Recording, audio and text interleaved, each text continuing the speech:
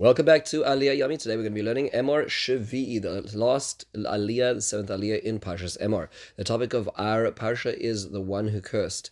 Our Aliyah is a longer Aliyah. It is 23 Psukim running from Perek Chav Daled Aleph to Chav Gimel. Basic overview of Aliyah. There really are two parts. The first section, or first two sections, are about the looking after the menorah, preparing it with its daily dose of pure olive oil, making sure that it is always lit. This is the job of Aaron and his children. And then we hear about how we prepare, or the children of Aaron prepare, the showbread, the lechem aponim, how it was prepared on a weekly basis and constantly in front of Hashem as well. So we hear about these two mitzvahs, and then the last part of the parasha is a narrative. It's a very unfortunate story about a Ben Isha Yisraelis, son of a Israelite woman, but he's also the son of a Mitzri, of a Egyptian, and he was among the Israelites. He has a fight with another Ben Yisraelis and an Ish Yisraeli, and he gets into this big fight, and he comes out and he curses HaKadosh Baruch Hu, Rachmana litzlan. He curses Hashem, and we hear that his mother's name is Shlomis Bas Divri, comes from the tribe of Dan, and because of this incident, they don't really know what to do, so they put him into the prison until they know what to do. HaKadosh Baruch Hu then tells Moshe Rabbeinu that he's to be taken out, and the people who heard this need to do smicha on him, put their hands on his head, and he needs to be stoned to death. So that's what ends up happening. And the command that's given afterwards is anybody who curses Hashem, we put to death. We then hear about also property damages. A person who hits another person, destroys their property, who destroys their animals, who has to pay back the damage they did. And that's the end of our aliyah, with a number of laws about pertaining to damages between different people. A lot of questions in our aliyah. The first question is why are the lighting of the candles and the showbread? Why do we have to hear about these two mitzvahs of the menorah on a daily basis and the lechem aponim? We've just finished the regalim, the festivals. We're about to start the topic of the mekalel, the cursor of God. What does this add to us? We've heard about the general upkeep of the Beis Hamikdash. Certainly the menorah we've heard in Parshas Tetzaveh. We're going to hear about it in Ba'aloischa again. Why do we need to have this here?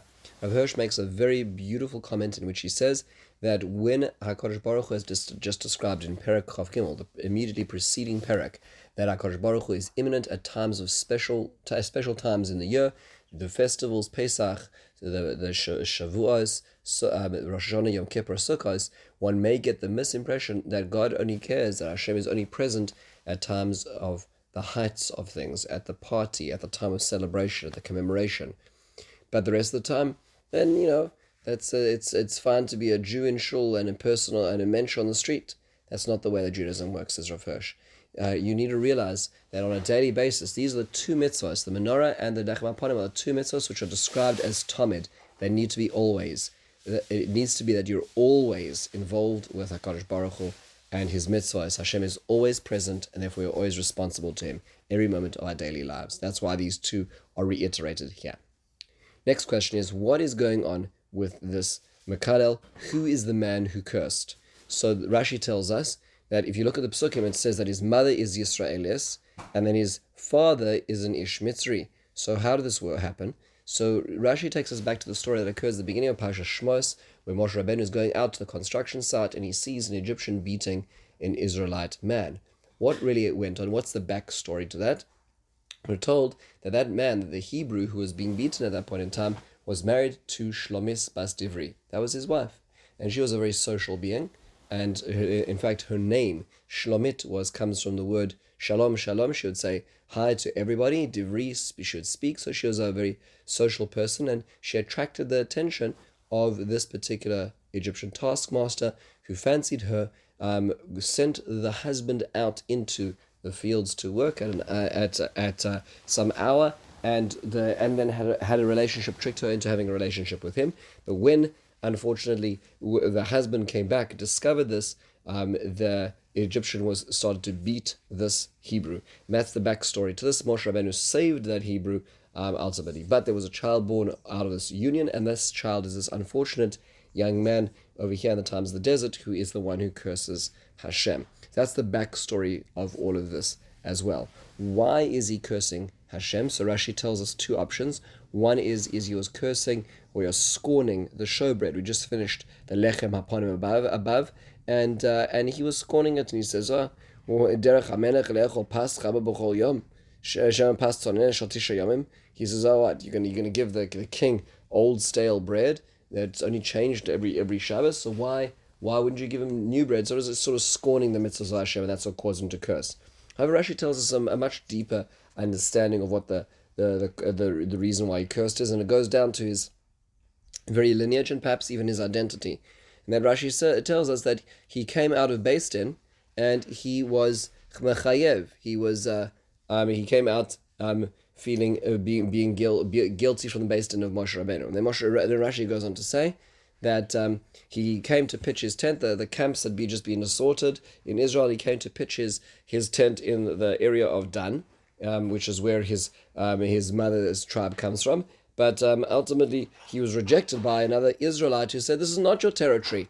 So, and at that point in time, he went to the Beis Din of Moshe and came out, and he lost the court case, which means to say, it was patrilineal descent, and he did not have a stake to claim in the territory of Dan at this point, and therefore he lost this court battle. In a certain sense, what really is actually in the dock is not just whether or not he can place his tent peg there, but rather who he is. And what is being criticized over here is who he is, which is why he takes it deeply personally, and in a certain sense he rejects his very essence, the very essence of who he is because of this as well.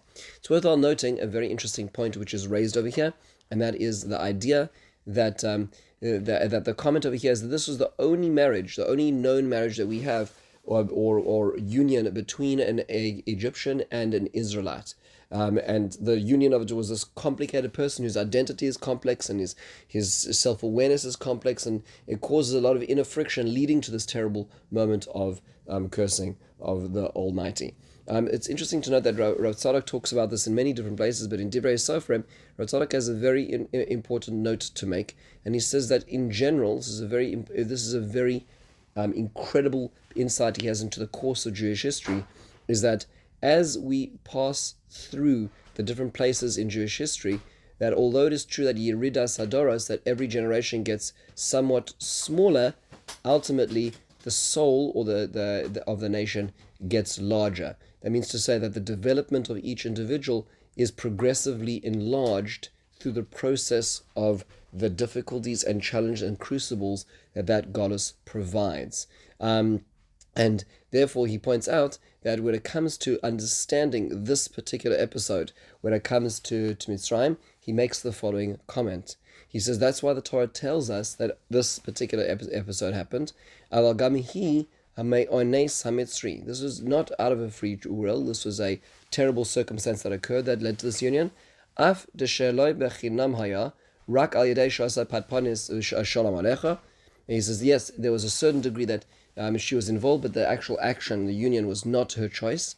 What this particular episode set out is that any time in the future when Israel would sin in this particular direction, in this particular avenue, it was also going to be deemed as me'ones, in a state of lack of control, not because they chose to.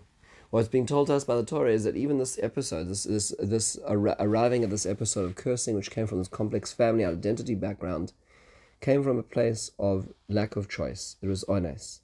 And the Tzaddikei Hadoros are explaining to us that even any bad decisions that are going to be made in the future as Jewish history expands are going to be a reflection of inner ones, inner not willingness.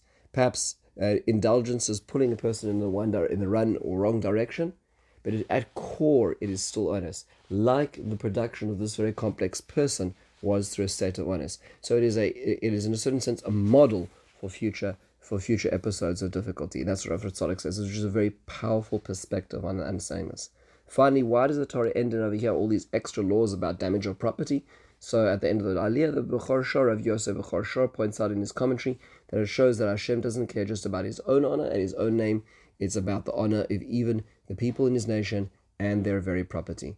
Just want to end with one fascinating point. That is, if you look in the Gemara that describes this particular episode of Mekalel, of cursing God, God forbid, it's such a serious and egregious thing that even when it's brought to trial, the witnesses who have to describe this first describe it with a euphemism. So they say Yake Yose es Yose. They use a euphemism as to what they actually heard, and then they take one of the witnesses out, and he says what he actually heard the person say, and if he uses the real name of Hashem to curse, God forbid, then the based in who hear it tear kriya from hearing this.